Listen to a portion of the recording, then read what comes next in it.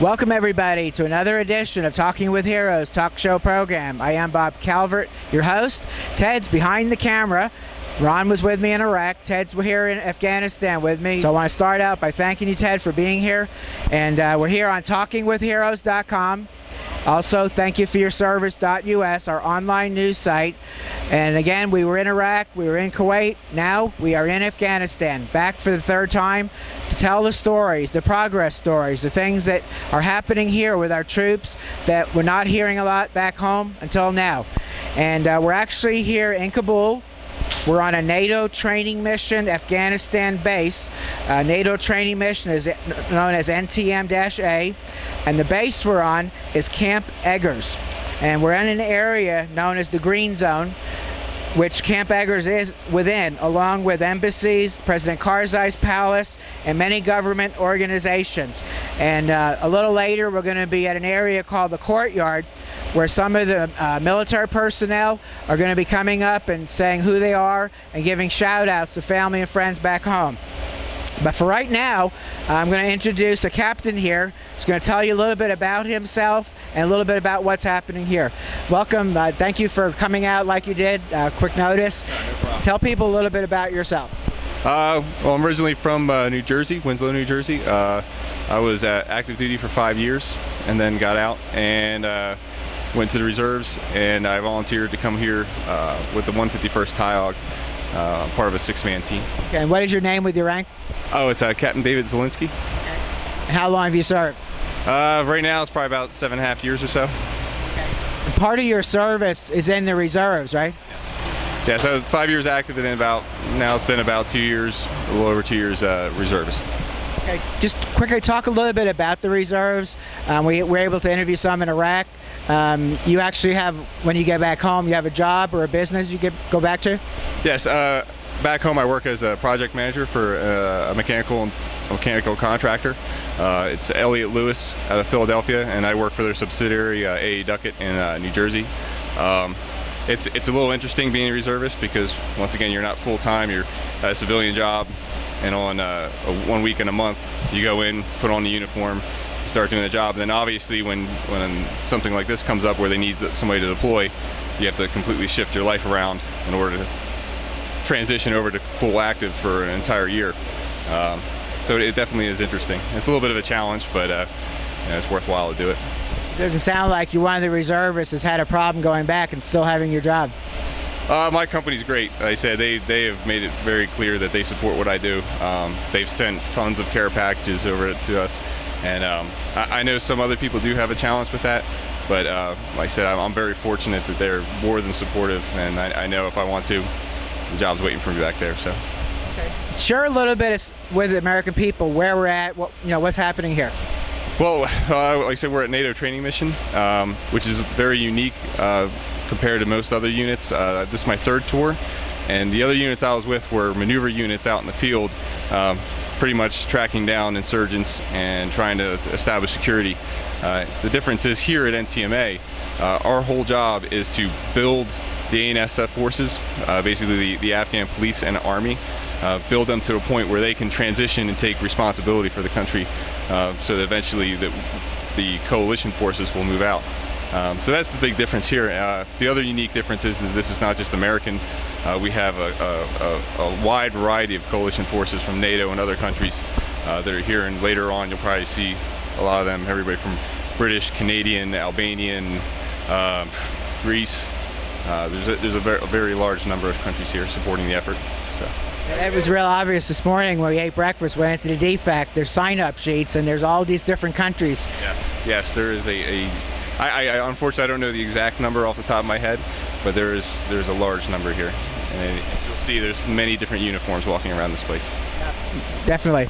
So what do you do yourself here on base? I'm the team chief for the Afghanistan Media Outreach.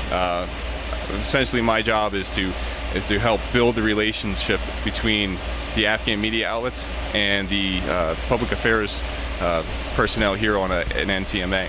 And it's just a strictly relationship building. I'll go out there with my team, meet them, network with them, and just basically establish that link so that we can take all the good efforts that are occurring here and broadcast that to them so that they can inform the Afghan population.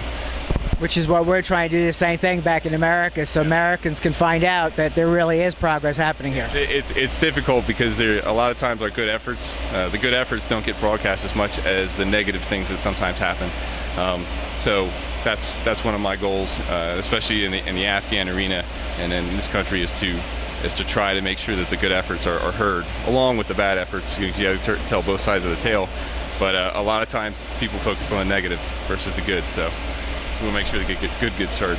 You've been on multiple deployments, once before to Afghanistan, once to Iraq. Talk about the differences from your deployments in Afghanistan, first one to now.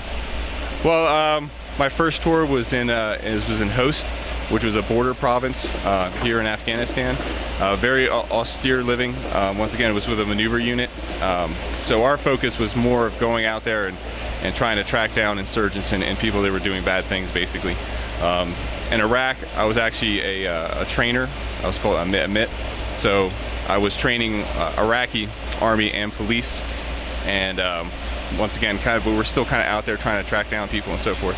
The big difference here on this mission is we are totally dedicated towards training and the focus, once again, building the capability within the Afghan security forces. So once again, that they can transition hopefully in the near future. So. Okay, you mentioned earlier about care packages from your company. So are you getting care packages from organizations, family too? Or? Oh yes, my family sends plenty of care packages.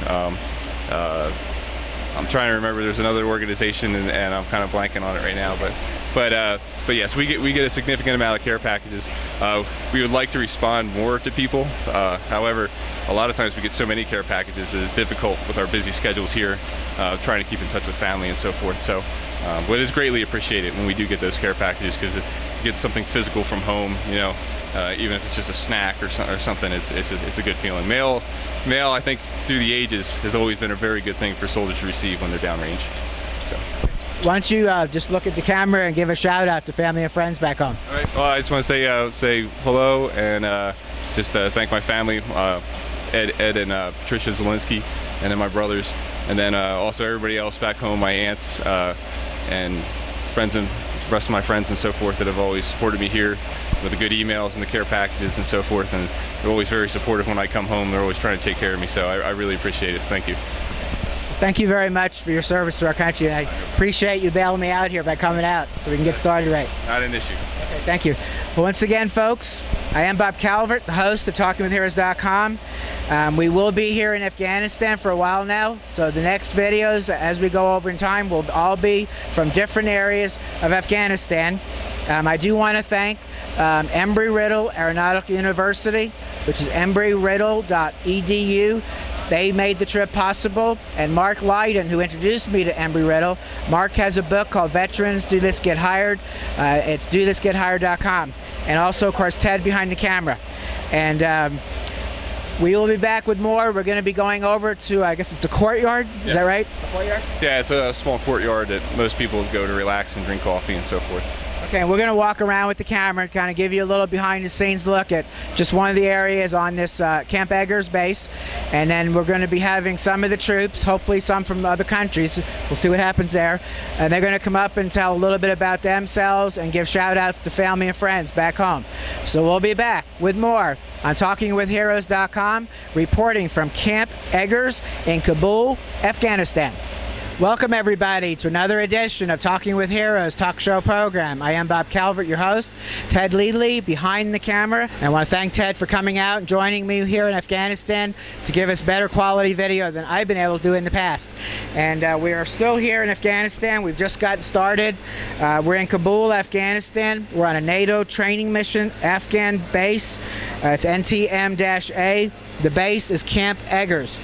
And what we're going to be doing here, folks, in a few minutes is we're going to be walking through an area behind me called the Courtyard, where people come, they hang out, they get something to eat, and you'll see it as we walk through. And Captain Zolinski, who we heard from just a little while ago, and he's going to narrate and explain what's going on. So I'm just going to hand the mic over to the captain. So this is the Courtyard here, and it's kind of our little area to relax on the base. You can see we have a couple tables and so forth where people are going to have coffee and just kind of relax in the sun. Obviously, relaxing and getting away from the work is an important thing that we need to do to kind of release some stress. But we have a little area, smoking area, where guys can sit and smoke cigars and relax. You see some people listen to MP3 players. And then over here we have the Green Bean Coffee, basically a small coffee shop, open 24 hours, pretty nice. Next to it, this blue building is actually our MWR facility. We have like internet computers that people can Skype back home with family and friends. We also rent movies and so forth. We have a gym, the Robinson Gym, to get some PT in. And then we also have the clamshell here, which is like where we go and they have religious services, they have shows there, they have karaoke, various MWR events, once again to let people let off steam and so forth. But as you can see, this is just kind of an area, just relax, have a little bit of fun, and kind of forget about the day-to-day grind that we do here. There's a gym behind us too, right? Yes, the Robinson Gym right there. Free weights, treadmills, and pretty much anything you get in a gym back home.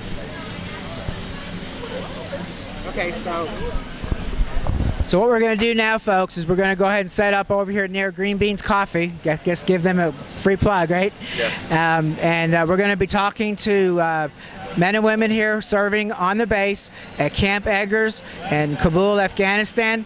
Again, I want to thank Embry-Riddle, embry-riddle.edu, Embry-Riddle Aeronautical University, and Mark Lydon, DoThisGetHired.com, for making this trip possible.